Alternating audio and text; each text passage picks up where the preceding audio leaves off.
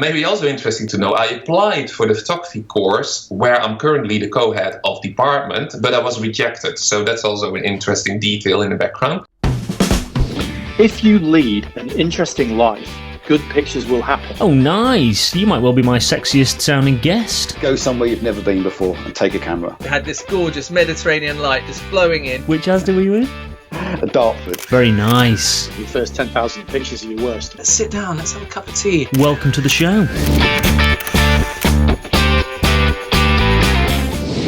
Ladies and gentlemen, a very warm welcome to this week's episode of the Standout Photography Show with me, Matthew Walker, where as always it is my honour and privilege to sit down with the finest working photographers in the world to unpack their systems, workflows and find out what enables them to perform consistently at the very top of their profession. Before I introduce our guest today, is there someone that you would like to hear on the Standout Photography Show? If so, join many that have already followed and been in touch on Instagram or Twitter at Matthew D.A. Walker. That is at Matthew D.A. Walker. And let me know which photographer you would like to hear in conversation. Similarly, would you enjoy maximising your photography in one short email? Like you, my goal is to improve, so every week you can receive a handful of bullet points from me highlighting things I've discovered from speaking with the best photographers in the world. This email is a small treasure trove of actionable tips to help improve both your images, but more importantly, the way that you make them. So, if you'd like to receive that, head on over to thestandoutcompany.com/podcast. That is thestandoutcompany.com/podcast. Drop in your email and you'll receive the very next issue. And finally, are you enjoying the Standout Photography Show? If so, please support the show with your words, not your wallets. It takes less than 60 seconds on Apple Podcasts to leave a review, but it is invaluable to help me secure the finest working photographers for you to enjoy. Without further ado, thank you for your time. Please allow me to introduce today's guest. My guest today is Rob Hornstra. That is at Rob Hornstra on Instagram and robhornstra.com on the World Wide Webs. That is Hornstra, Hornstra. Rob was born in 1975 in the Netherlands. He is a Dutch photographer of predominantly long-term documentary projects, both at home and around the world. He has published several books of solo work, produced documentary series for a variety of international magazines, and taken part in numerous solo and group exhibitions in the Netherlands and abroad.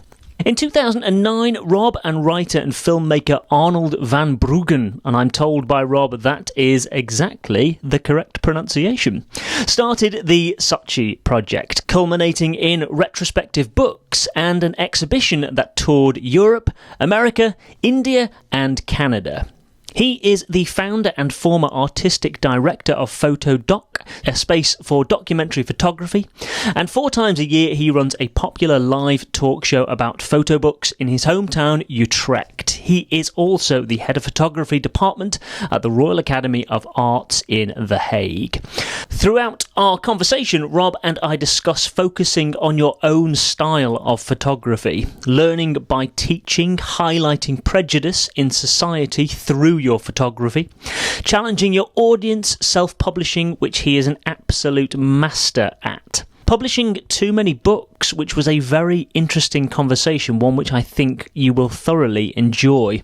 Developing photography by not working as a photographer. Funding personal projects, long-term projects, selling and renting prints. Storytelling versus photojournalism and the importance of collaborating. I am absolutely delighted to welcome Rob to the Standout Photography Show, so please, without further ado, switch off from the world and enjoy my conversation with the wonderful Rob Hornstra.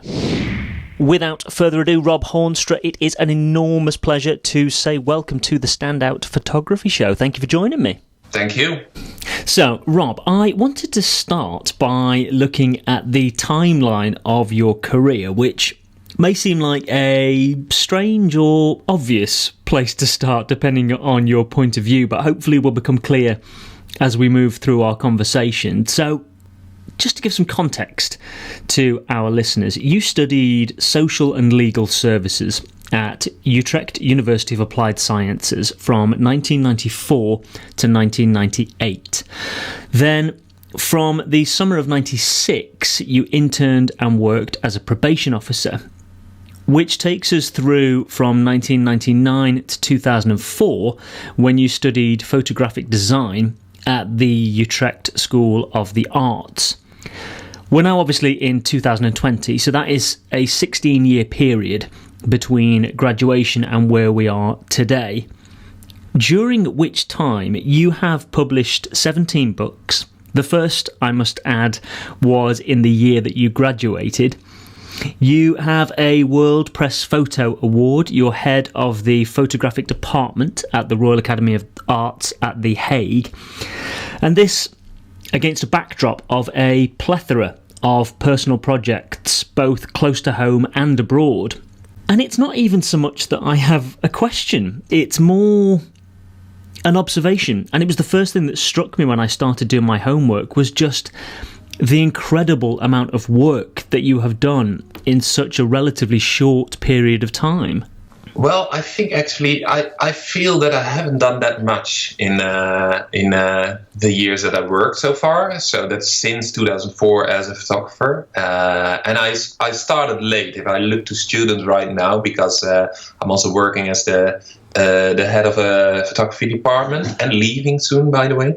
But if I'm looking to students that are 21, 22 years old, they're so much further than I was when I was 21 or 22 years old. It took me at least until 30 before I understood a little bit of photography and making stories. And I think anyone in this field will confirm that you're learning further and further every day. So that's also what I try to do, of course. And I produced some works, but I don't have the feeling that I produced an immense overload of work. Maybe it's better to say that there is a kind of focus in what I do. So I don't do too many assignments, too many commissions, and I try to really focus on the things that I want to do, and then it comes out. So maybe what I do is kind of effective or efficient. I have an efficient career. Maybe that's a better description of what I do. Yes, I would agree. And I'm glad that you mentioned the word focus specifically, because that is something that I definitely wanted to explore more with you. Do you think, you mentioned that you didn't really find your way in photography till you were about 30 years old. Do you think that by coming to it late, potentially, it gave you a maturity and gave you a style of photography that you might not have had at the age of 20, 21, 22? I think the biggest benefit from doing something different, and in my case it was social studies, focusing on the legal side, indeed, helping people with who got into problems with debts and those kind of things. It mainly helped me on becoming a more knowledgeable person in understanding other people. I'm not sure if my photography would have been drastically different if I had started earlier with an art academy, because in the end I believe that photography is a kind of the way you choose to photograph is a kind of suit that fits you. So it fits to your personality, it fits to who you want to be and how you want to tell your stories. And this personality, of course, is also slightly changing over the years, but I don't think that I was a radically different person when I was 20 years old compared to 30 years old or 40 years old. I deliberately choose a kind of visual style and topics that interest me. And that's something that is already in my DNA, I think, or in anyone's DNA. So I'm not sure if this photography style or the things that I choose are really different because I started later at an art academy. What I do believe is that it might have been slightly easier in a later stage of your life or when you're 30 to figure out what you want to do in photography, because that's actually quite difficult at a young age. And that's what I see at the academy nowadays as well. If you start an academy when you're 18 or 20 years old, my God, what do you know? And how can you figure out what you actually want to do? That's really, really difficult, I think. Yeah, I couldn't agree more. And because, I think it's hard enough to know what you want to do in the first place. So even to make a choice to do photography in itself as a choice, there's then far more layers beyond that of what style of photography you want to do. On that note, actually, why photography for you? Or actually, should I say, why a maker of photographic documentaries rather than a photographer? Yeah, it's a good question. I mean, this is basically the question you want and you have to answer over and over again in your career, I think, and especially also when you're studying photography. Why do you actually want to study photography? Of course, there's something appealing in photography. That's why millions of people practice photography day after day. You can see it on the social media nowadays and on Instagram, but also the popularity of amateur courses, and everybody wants to be a better photographer. So I think it starts with something within photography that's really appealing. But for me, I started to figure out why I wanted to be a photographer at the Art Academy, because I wanted to speak about prejudice. And now I just say it bluntly over here, but it took quite some time to figure out, of course. I wanted to find a form of expression to talk about prejudice in our society, and that's a very broad field, of course, a very broad theme. But I also understood at a certain point why I want to talk about these prejudice, because I'm grown up. I was born in a very conservative Catholic family in the east of the country. Very protected in a way, and everything that wasn't within our group was weird or bad or whatsoever. And of course, when you grow up, you start either challenging these kind of conservative ideas, or you fit into these ideas and you just continue your life. You marry over there, you get children, and you go to the same church. I started challenging, of course, the question, all kind of questions, like a guy in our village who was clearly not going to a church and had long hair and a guitar, was a kind of weirdo in the village. Whereas I discovered later on that he was just a very open person with different interests. And absolutely not a weirdo, but a very smart guy who knew a lot about the world. So you start. This is something that really is deeply embedded in me nowadays. That it frustrates me that we have so many prejudice regarding other groups and regarding other people. That became a kind of foundation for my stories. Kind of really the inspiration and the drive to make stories about other people, and bring them back to the people who should know, in my opinion, about these kind of stories. And that was a big motivation, for example, but maybe we talk about it later, also to do a story about my neighbor who comes from a completely different background than I do. And that's really the drive to do photography for me. And then, of course, I need to make one, because very often in my workshops or people are asking, like, but why photography? If you think it's so important to talk about these things, then you can find different ways in which you reach a much broader audience. For example, podcasts like you're doing, or maybe documentary film on television. That's much better, because then you really reach an audience and you really can tell your story. But for some reason, I became addicted to photography, not only because of the aesthetics in photography, but also because I started to figure out that it seems to be a simple medium, but it is very difficult to work with photography. And you can play around so much if you start editing in photography, because the interesting thing in photography, in my opinion, is that you leave many gaps in between the puzzle pieces that you give to your audiences. And these gaps, in my opinion, that's very interesting. That exactly goes back to the theme of prejudice, because at the moment that you bring a story with gaps in the story, then you have to fill it in yourself. And that's the moment that you come up with your own solutions, with your own ideas of what the story should be or has to be.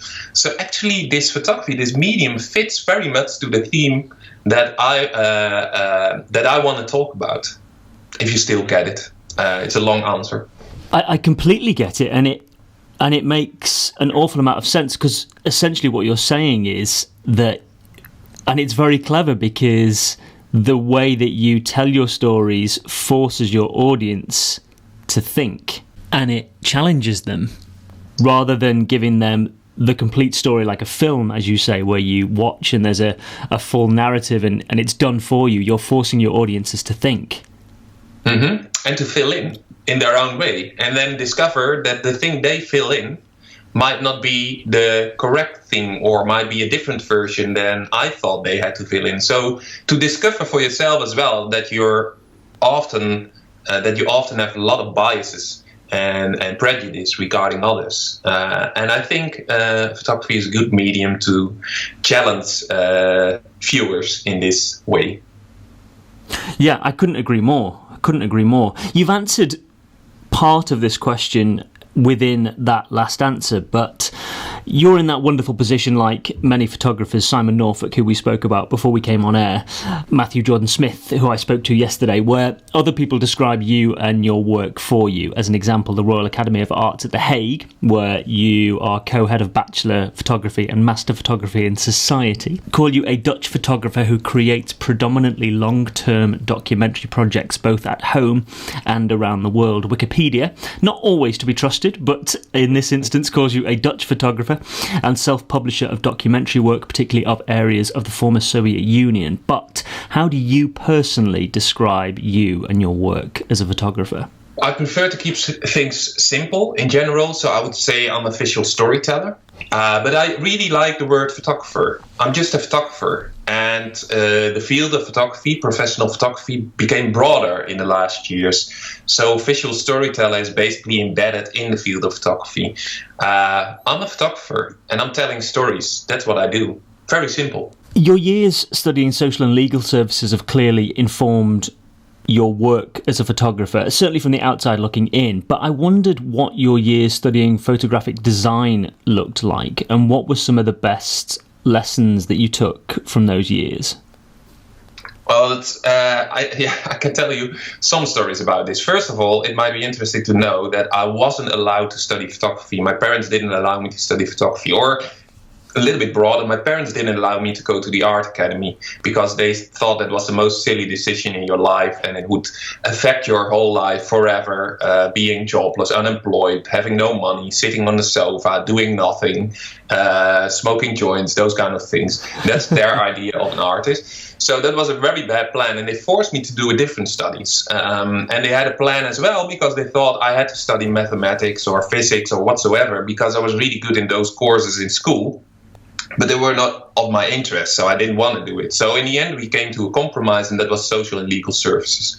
So I studied that first, and looking back, I'm very happy that my parents forced me to study this as well. But I wasn't really happy, and I still wanted to do photography. Maybe also interesting to know, I applied for the photography course where I'm currently the co-head of department, but I was rejected. So that's also an interesting detail in the background. So I applied again after this first study, social and legal services, but I did it in Utrecht and I was accepted, fortunately. And I thought that I was going to study photography for 1 year because I had money, government money, to study for 5 years. I did my first study in 4 years, so I had 1 year left. It was kind of doable for me. And I thought, studying photography for 1 year, that must be enough, isn't it? What can you learn about photography? I mean, it can't be that hard. So I just went there and thought, like, after 1 year, I quit this course and I'm a professional photographer. I did already assignments, those kind of things, smaller assignments. But after 1 year, I was completely puzzled. I really didn't know where to go, and my vision, my field of photography, my frame of reference became so much broader. And when I was introduced to really interesting photographers, like, for example, Chris Killip, who unfortunately passed away yesterday or yesterday before, and I discovered it became more and more difficult. So I thought like I continue one more year because I need to figure out a few more things in photography. Well, in the end, I stayed 5 years at the art academy, and I desperately needed every year of this art academy to discover who I wanted to be in photography and what kind of stories I actually wanted to tell. And that's interesting to realize. It seems also simple, photography, and I think the majority of the world thinks that photography is really simple. Well, taking a photo is really simple, but telling stories in photography is actually quite challenging, and it's not for nothing that there is a bachelor studies, but on top of it, a master studies, and I think you can study this field forever to really discover what you want to do, how you want to tell it, the audience you want to reach, etc., etc. So I really needed these years to grow and to develop myself, and also the years after the studies I desperately needed, and I still need many more years to improve my photography. I love that you said that you were initially rejected for the place where you are now head of department. Out of interest, did you ever find out why you were rejected? Well, being the co-head of department right now, I understand why I was rejected in those years, because I was too naive and too much focusing on technique instead of focusing on what you want to say behind this technique, of course. And I would have absolutely rejected myself as well in the current position. So funny thing is that some of the teachers who were in the admission committee were still working in the academy when I became the head of department. So I had to start working with the ones who actually first tried to prevent that I got a career in photography. But it didn't affect the relations. I mean, we're on good terms.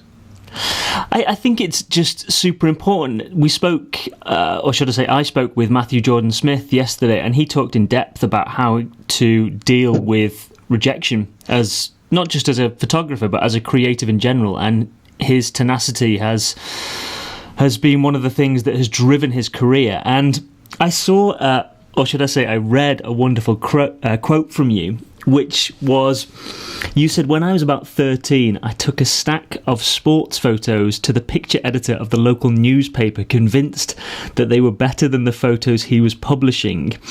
He thought this was hilarious and told me I could put my photos through his letterbox on Sunday evenings after the matches. He published my first photos not long after. And has that... Again, Matthew Jordan Smith talked in depth about actively putting yourself out there, not waiting for work to come to you. Is that, and I know you self-publish a lot, is that tenacity something that has helped to drive your career forward? Absolutely, without doubt. I always believe that either you're lucky and you get into the position that people provide you with work or assignments or whatever, sometimes because of your talent, because you're really talented. I don't consider myself like those people, those photographers. I don't consider myself super talented in what I do. I really have to work and to learn and to produce and to be really active. So then there is another option, and that's the do-it-yourself strategy, which I strongly believe in. I mean, I organize these workshops around this philosophy, do-it-yourself.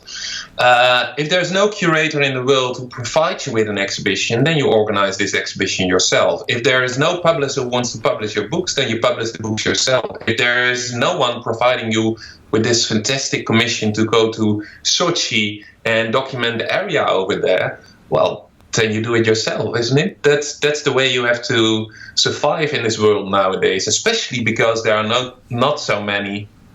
There are the group of photographers who's so talented that they can rely on being invited all the time. That's such a small group, and you can be really jealous about these people.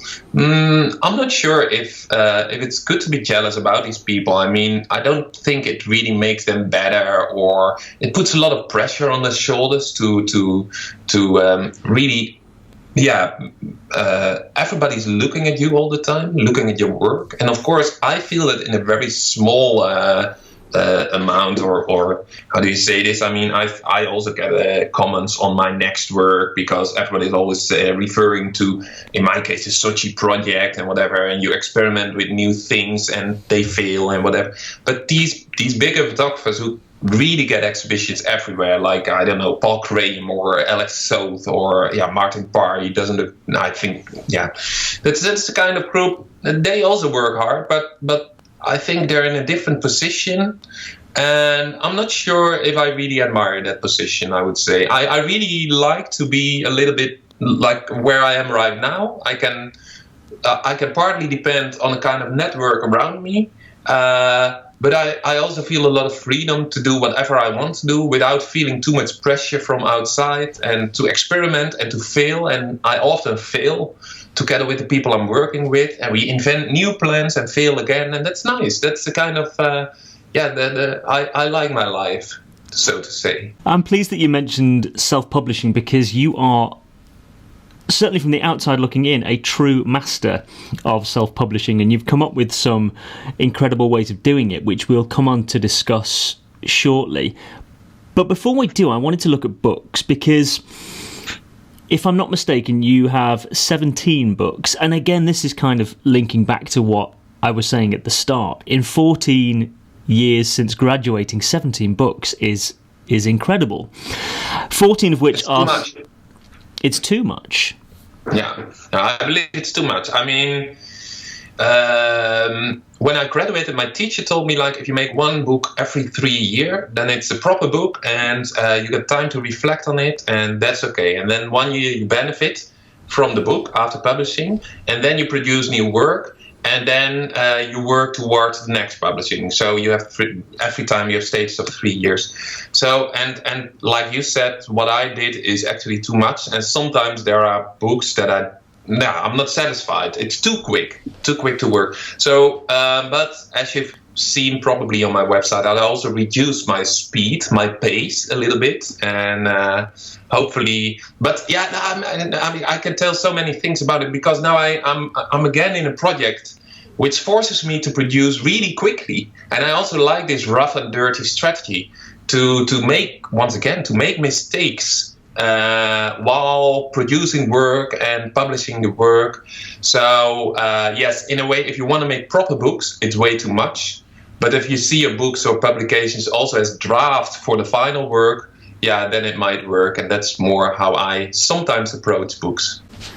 It's interesting to hear you say that it's too much, and it's fascinating to hear you say about the 3-year rule of creating a book. Will you work on multiple stories at once, i.e. will you potentially have a longer project running at the same time you will have smaller projects, or will you concentrate on one project, as you've just said, then in the 3-year rule, so to speak, and then move on to the next? No, I'm not really capable of working on several projects at the same time. That simply doesn't fit into my brain. So I need to focus on one project. That's what I do already since, let's say, my graduation in 2004.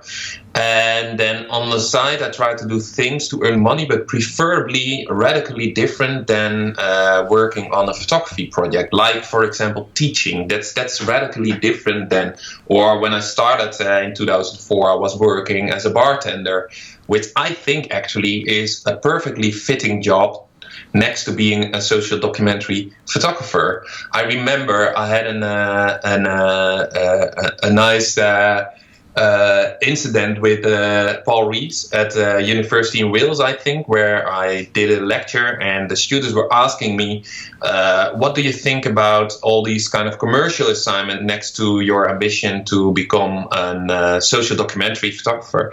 And we learn here to really deepen our technique, to become skilled photographers, to earn our money in photography and use that money to do social documentary photography. And I said I actually don't believe in that, because I think that the profession of being an advertising photographer is much further away from social documentary photographer than being a bartender.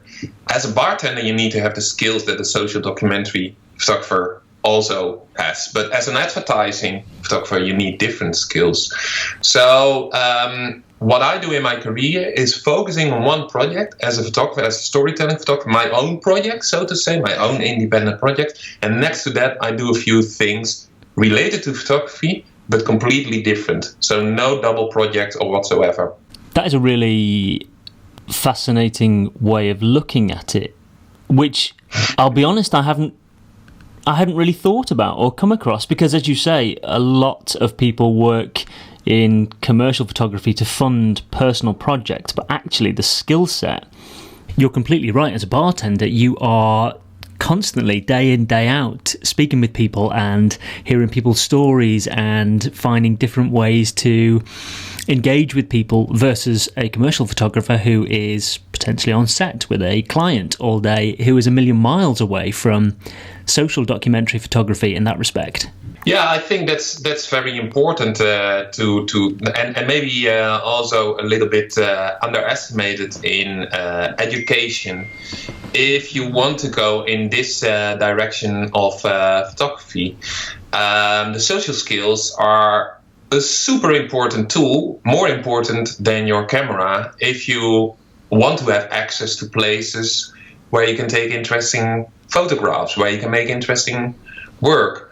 So yeah, I learned a lot in the 10 years before I studied photography by doing social and legal services, by working with people who got debts and trying to solve these debts. And that was a kind of working class areas and working class people, different people than I. And you need different social skills. So you're learning a lot about, trying to figure out how people work instead of how a camera work.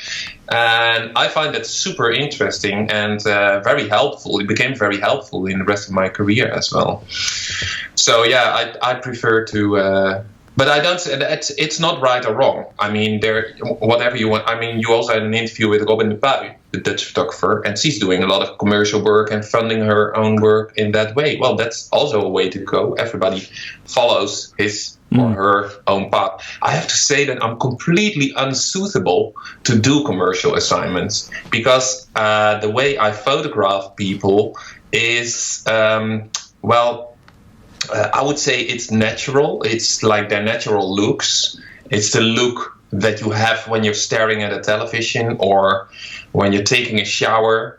But of course, people want to have a different look, a better look on their pictures. So whatever assignment I have done, people are always disappointed about my photographs. So I think actually that I'm also not a very good commercial photographer, and maybe that's also a reason not to try anymore, because it's disappointing for me, it's disappointing for the picture editor, and it's disappointing for the person being displayed. So yeah, I gave up.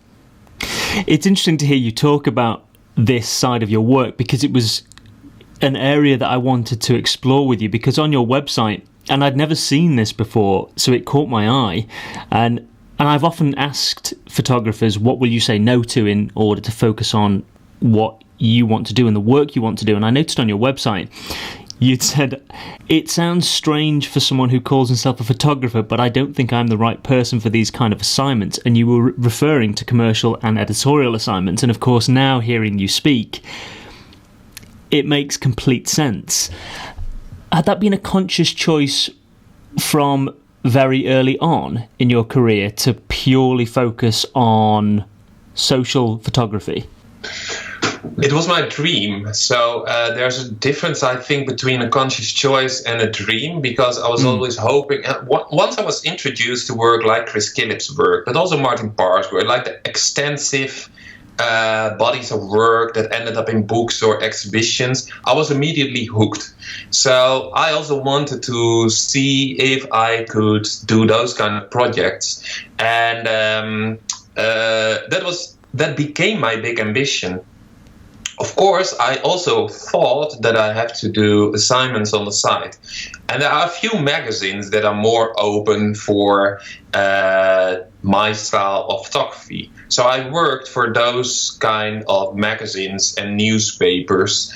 And I did some of those assignments to a certain level. I think it wasn't that bad. So yeah, I had to figure out how I want to live my professional life, of course. But by doing long-term commissions for myself, so being independent, figuring out what I wanted to do, first in Russia while I was a student, then later on in Iceland, and back to Russia again. And started to understand that I could actually fund these kind of projects, like the costs of the projects myself, by selling books, selling prints, whatsoever. I also started questioning whether I have to do these assignments for magazines or whether I could find a better way to fill in the time to earn some money, because that's basically why you do it. You want to earn a living. I always, and it's still the same, by the way, I have the feeling that my projects break even, but there's no money left for my own living costs. So I need to do something to provide enough money for my living costs. Yeah, and then of course you start questioning, what do you want to do? And I figured out after a couple of years that I really like teaching. I'm addicted to education and teaching, because teaching is not only a job where you earn money, but you get so much from these students as well. You get so much. It's like you give them something and they bounce back to you, and it keeps you sharp, and you get new insights. And so I figured out that was actually the best way to earn some money and to also learn new things next to my own independent projects. You mentioned a lot of interesting things there, and I've been furiously scribbling them down to journey back on. I've bookmarked a couple of things, but now you've mentioned it, it was actually going to be something I wanted to explore with you. Is, ironically, have you learnt more about your photography by teaching? Without any doubt. I mean, I find it so fascinating also to work at the academy where I work, of course, because students over there are not the most easy ones. I mean, they challenge us, teachers, team, every day. And they have different inspiration sources. That also becomes very apparent. I mean, I'm the older generation already, and they are the new generation who are looking to different media. They're not looking in magazines, they're looking on Instagram to find their inspiration. And they sometimes come up with super interesting photographers that I never heard about because they're only on Instagram. And they're showing new visual forms to express themselves. So I learn a lot every day that I'm at the academy. It's super inspiring, and in that sense, I really regret that I'm going to say goodbye to the academy, because I want to focus now again on a really long-term big project, and I don't have enough time to do that. I'm working at the academy 3 days per week, and it's education, so 3 days in practice means 4 to 5 days. And there's not enough time left to work on my own project, but I largely regret it. I find it actually a big disaster that I have to leave the academy focusing on my own projects. It's the second best job in the world, without any doubt. It's interesting to hear you say that the younger photographers that you now teach challenge you on a day-to-day basis, because photography is, and has been for a long time, one of those mediums that has been constantly developing, excuse the pun, from the film to the digital age, and now from print to many photographers, as you said, taking their inspiration from Instagram. I did say there was a couple of things I wanted to journey back on, and you mentioned earlier about funding projects, and you had made the choice to sell your prints and also rent your prints, which I noticed on your website. But let's start with selling prints. Was that, again, a conscious choice to start selling prints, or was it more that your work was beginning to gain traction and people were approaching you to see whether they could purchase them, and the process was more organic, so to speak? Well, we learned something about print sales during the academy time, of course. We visited some galleries. So I started to understand how this photography field is functioning, but in a very, let's say, basic level. More the whole idea of you can sell prints, but for how much, and in editions, I didn't know anything about that. But I wanted to publish a book as a graduation work, which was quite unique. That's also what I discovered afterwards. Because nobody did in those days. There was no printing on demand in 2004. That's hard to imagine nowadays. That's like, 16 years ago. But there was no printing on demand. So the only option was offset printing. And then you need to have a whole print run before you can actually make the book. So you need to have an edition of at least 400 copies. I didn't know how to sell it, so I had to finance it. And what I did, for example, and now I get back to the print sales, is to start a pre-sale. And if people bought 7 books at once, then they got a print for free. So I already was a little bit aware of what you can do with an analog C-print. Later on, I started selling prints more when people approached me. They said, like, okay, I want to have prints of yours and in this size. And I didn't really think about it. And it was until 2007, 2008 that a gallery approached me and said, you can join our gallery and we're going to sell your prints. And that was actually the first time that I discovered the real world of print sales. Also the first time that I went to Paris Photo, never been there before. And I was completely astonished with what I experienced over there. All these booths and the prices of work, and oh man, I didn't know how to digest all these weird experiences that I had over there. So, and I stayed with this gallery a couple of years, and now I left the gallery again. Because I think that this, for some reason, I'm not against selling a print, but this whole world of print sales is, according to me, a very weird world. And it's, of course, a question you have to ask yourself, do I fit into that world as well? Is it actually decent to sell a print for 20,000 euros of a person that I accidentally photographed somewhere? I don't know. I have questions about that. And who's buying those prints actually? I'm not making my art for the richest people in the world. I'm making my art for preferably a large audience outside this rich bubble or intellectual bubbles who are visiting museums. So I never felt comfortable in this world of print sales, and now I brought it back to myself again, and that's more decent because then you can determine the price yourself, or you can say like, okay, I'm selling a few prints for a very low price, so it makes it accessible to people without money or whatsoever, and that's important to me, and I feel very alienated at an art fair or a photography fair. It's really lovely to hear you talk about it like that, because I guess I'd never really thought about the conscious choice and about selling expensive prints.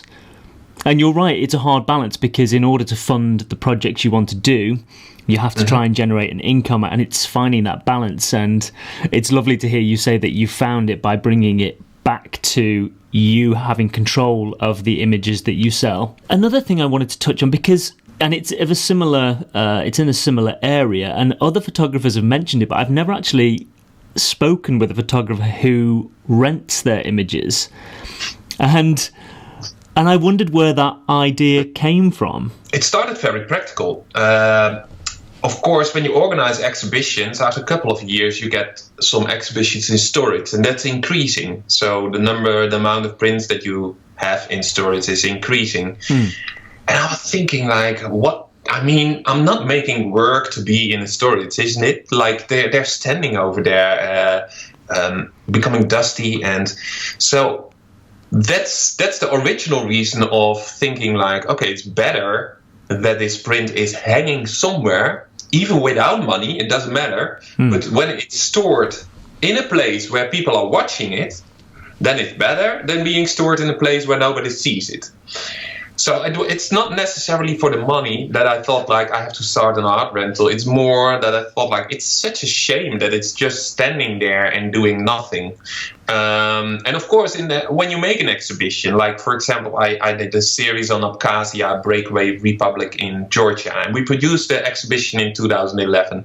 And it's been rented, or how do you say it? It's been going out over and over again, like 10, 20 times, I don't know. But of course, at a certain point, that's decreasing. It's now 9 years after we produced the work. So it's not every month that people are knocking on our doors and saying like, okay, can we rent Empty Land, Promised Land, Forbidden Land? So yeah, then the prints and the boxes are there. And for me, that's like, it feels bad. I mean, you're producing stuff.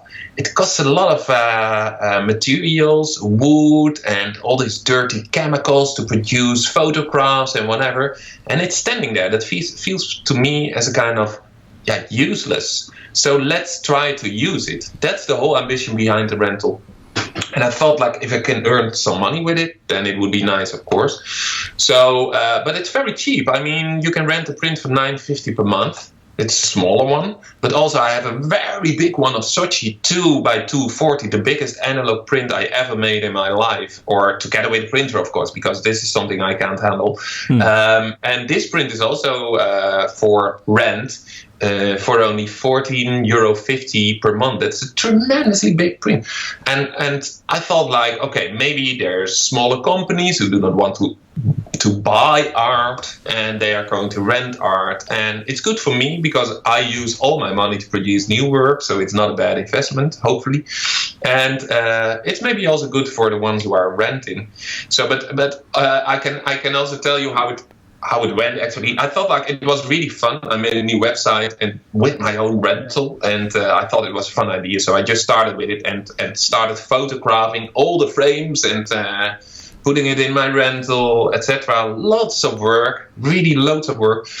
And then I thought like, okay, let's see if someone is going to rent a print. Well, there was one person who rented a print in the first year. So honestly, I could say it was a very stupid idea from a financial perspective. But then the years went on and on and on. And the one who was renting the first year was either too lazy to bring back the print or thought, I'm going to rent another year. I don't know. But the funny thing is, once someone rents a print, they never return. And that's what I discover right now. So it's increasing. More people are renting prints. But so far, no one ever returned a print. So every year they pay the annual contribution again. And now I slowly start to discover that it might even be financially successful after a while. Because the only thing I need to do is to find 1 or 2 more people every year to rent a print. And that's adding up to the people who are already renting a print. So now it's becoming more interesting, and I need to do a little bit more promotion for my rental because I think it's a nice way of just having nice prints in your house.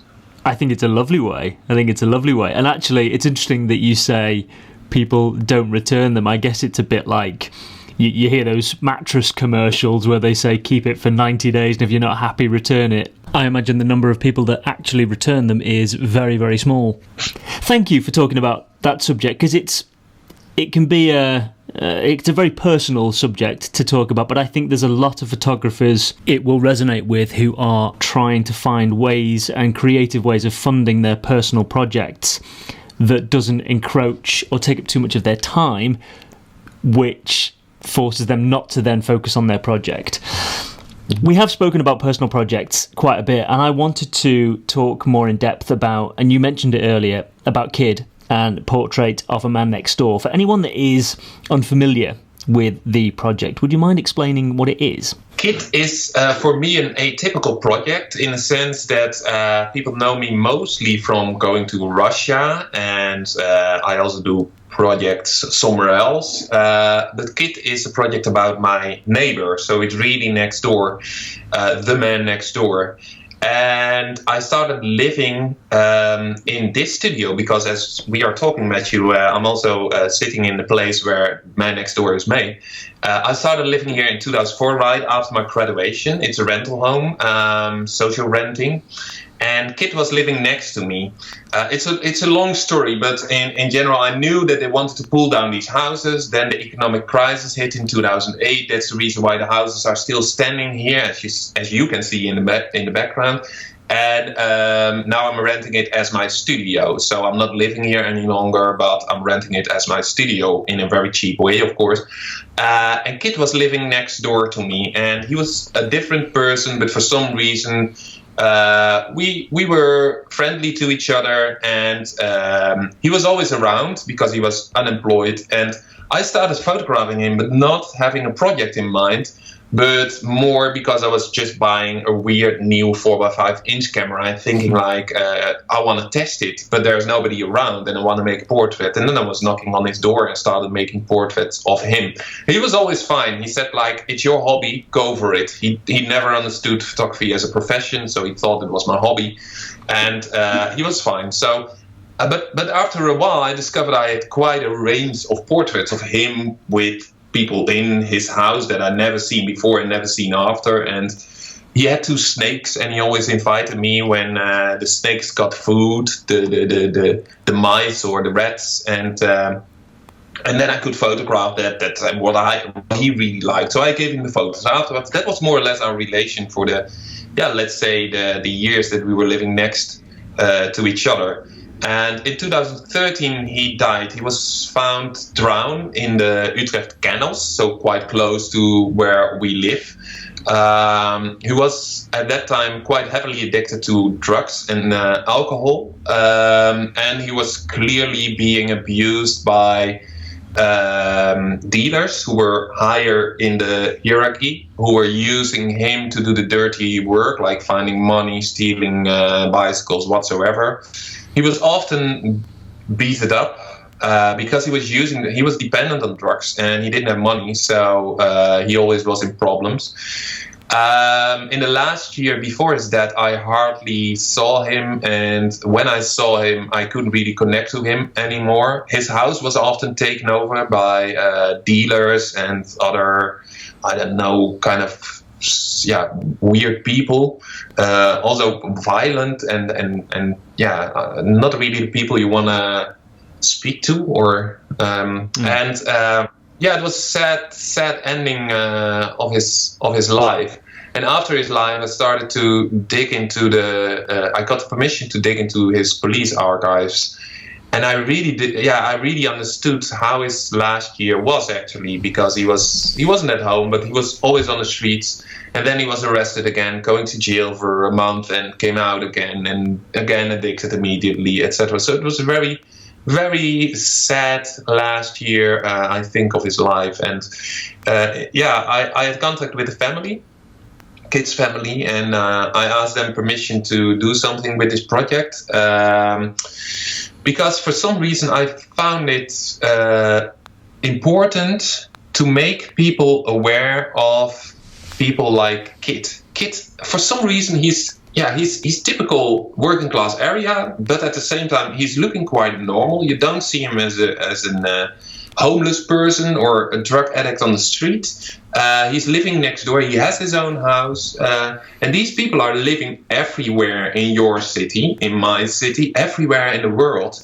But I have the feeling that we don't really care about people who are slightly odd or different or whatsoever. And what's wrong just to talk to some of those people in your street or whatsoever? I mean, we're very individual nowadays, isn't it? Like, we're living in an era where everybody cares about their own home and their own stuff. And if you see someone who's slightly off or slightly weird in your street, then you try to avoid having a connection with those people. Whereas it might be more important for us, for the world in general, to have a short talk with those kind of people instead of diving away behind your door and being all the time with the same people you already know. So I wanted to challenge a little bit by introducing the life of kids to people like me, so maybe more studied, or people who are visiting museums. I thought that's a good place to show this story and also really ask the question, like, do you actually know a person like this in your street? Or you must actually know a person like this in your street as well. And do you ever talk with that person? Or do you ever put any little bit of effort to understand what he or she is going through, and that he might have a really shitty life, and that it's maybe an idea just to have a short little chat with a person like that? That was basically my intention behind the project after he died. And I worked on this closely together with the family, mainly his sister, Miep. And they were involved in in the book design and the exhibition design, and in the end I also made a special book for them, for all the family and friends, 60 copies, and etc. etc. So that's the project about my neighbor. And it's also nice because some people say, oh, you're the Russia photographer. No, I find Russia an interesting place to make stories, but next door are also interesting stories. I don't believe in those kind of general comments towards photographers or me. So lovely to hear you talk about that project, because my initial curiosity was that exactly what you've just said then. People often think that you have to go somewhere to explore your photography, and actually the fact that Kid was your next door neighbour and that you had an effect on his life in a positive way. And I spoke in depth with a lovely photographer called Jim Mortram, and he photographs underprivileged people in his society, and his work is breathtaking. And it's so nice to hear you talk about Kid. How did you initially approach him? Because, as you've just said then, we live quite often nowadays in our own world, and it can be quite a daunting thing, I guess, even for the photographer to initially approach someone. How did you approach Kid? Just like any other person in the world. I mean, he was my neighbor, so there was a moment that I had to say hi, and from hi you go a little bit further, like what are you doing or whatsoever. It doesn't matter. What I learned by, especially also during my time at the probation office as an intern, I worked there, and later on shortly as a normal employment. But you have to just be yourself. And if you are trying to adapt your own behavior to their behavior, there things go wrong. I mean, I can be myself, and Kit, my neighbor was called Kit, he can also be himself, and we are different, and then you accept the differences. But if you pretend to be someone else or whatsoever, if you pretend things, then I think any connection fails. So it's like with kids, but also my other neighbor Willem was also a very nice guy, completely the opposite of Kit, but also a very nice guy. And it's just going there and having a short chat. You don't have to behave differently in different groups. You just, when you're yourself, people see it, they notice it. There's a kind of, I believe there is something unconscious in ourselves that you immediately recognize when someone is acting, when someone is playing a different personality.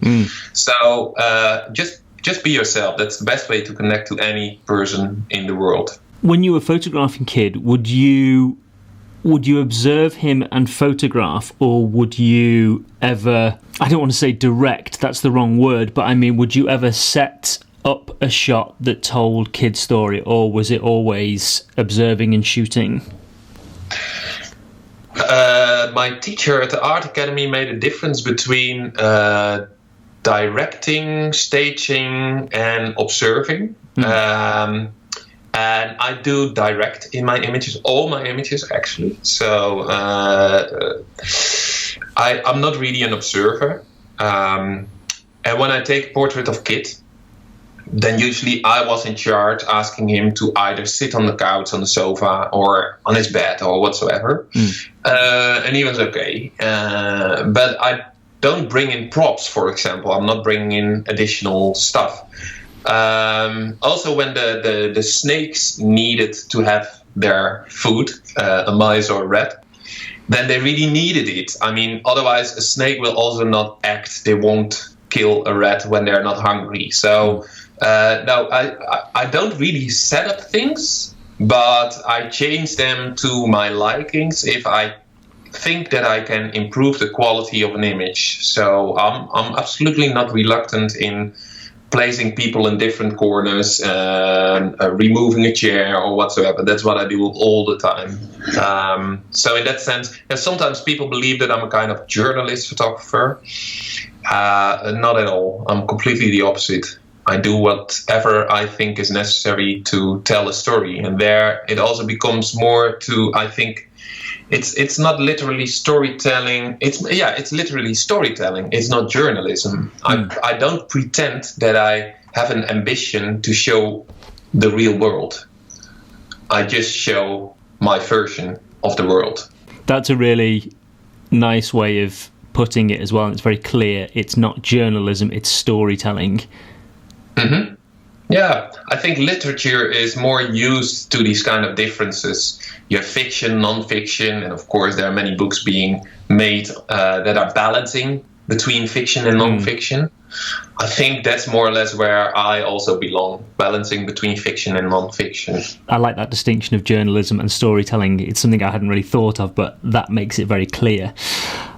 I've got one more question for you, and then I will let you go and enjoy the rest of your day, because I know we have some time restraints today. I just wanted to look very quickly at collaborating, because you, for many years, have collaborated with a film director, and forgive me if I say this incorrectly, Arnold van Bruggen.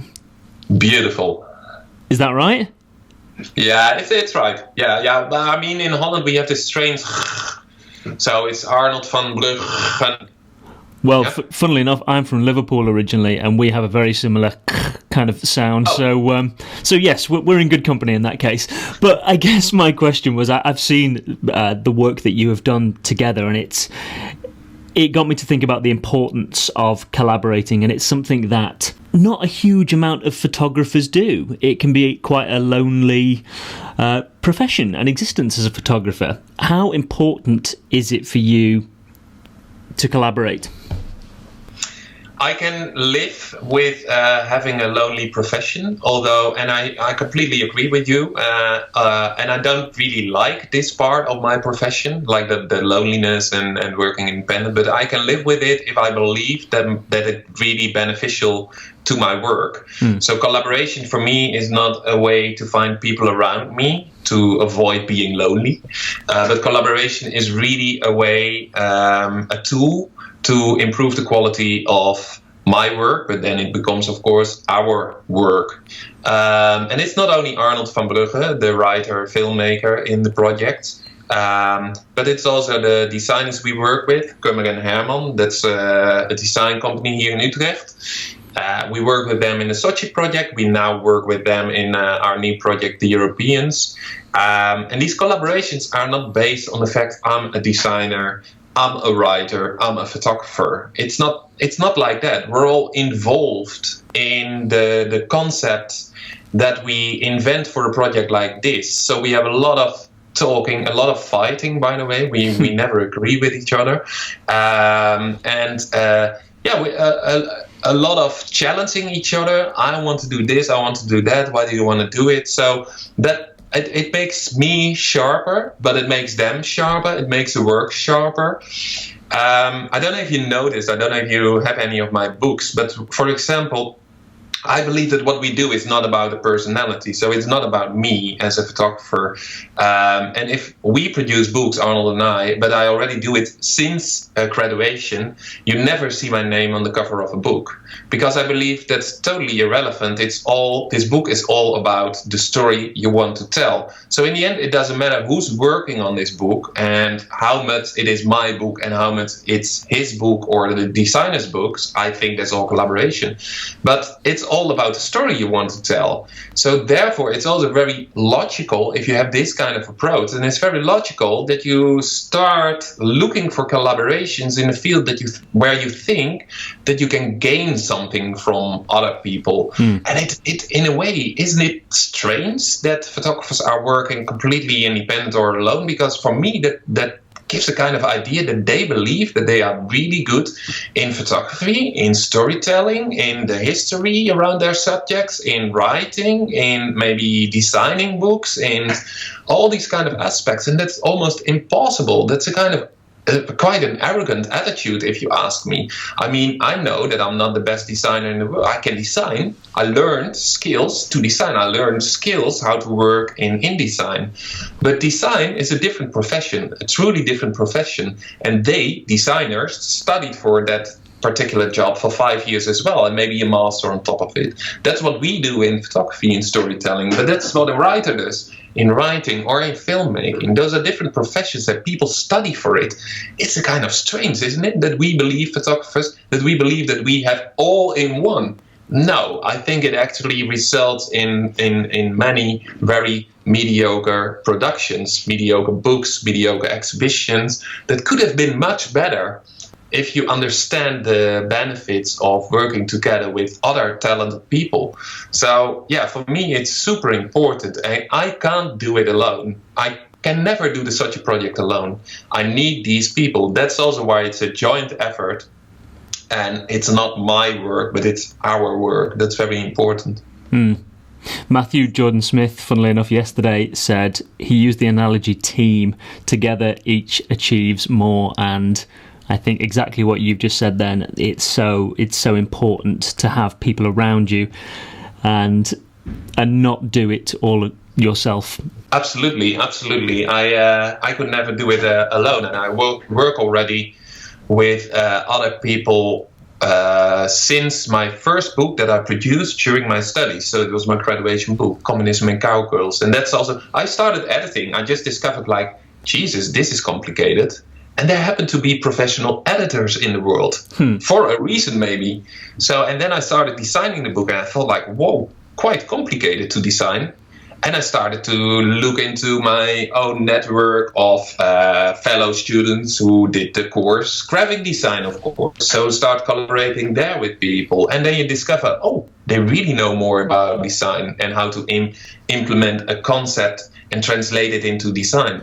So that's, I sometimes simply don't understand why some photographers don't collaborate. That I truly believe it's, but maybe it's a practical thing as well.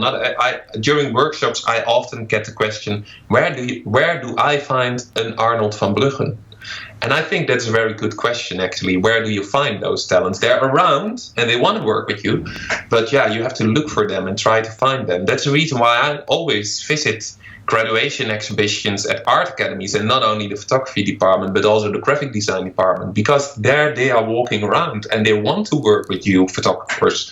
But yeah, you need to put some effort in it to find them. Rob, I've got a million and one questions and I could speak to you all day long, but I think that is a wonderful place to conclude our conversation for today. And who knows, maybe we could do a part 2 at some point and part 2, yeah, and dive into a few more aspects of your work, because I do have a million and one questions. But if people want to go and explore more about your work, where can they find you?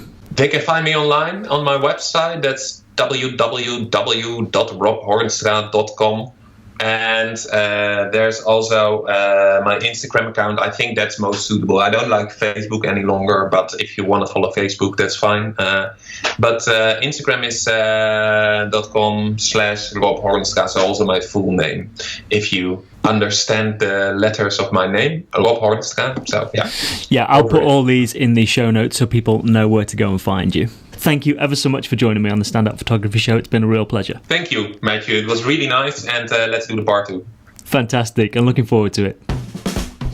That was my conversation with Rob Hornstra. Huge thank you to Rob for taking the time to speak with me and feature on the show. I do hope you enjoyed listening to him as much as I enjoyed speaking with him. And fingers crossed, we did have some time restraints today, but hopefully we can get Rob back for a part 2 at some time in the future. If you enjoyed my conversation with Rob, as always, please support the show with your words, not your wallet. It takes less than 60 seconds to leave a review on Apple Podcasts, but it does make a huge difference to secure world-class photographers like Rob with very busy schedules. For now, thank you as always for spending a small portion of your day with me. It's been an absolute joy. I've been Matthew Walker, he has been Rob Hornstra, and you have been sensational. Until next time, take care.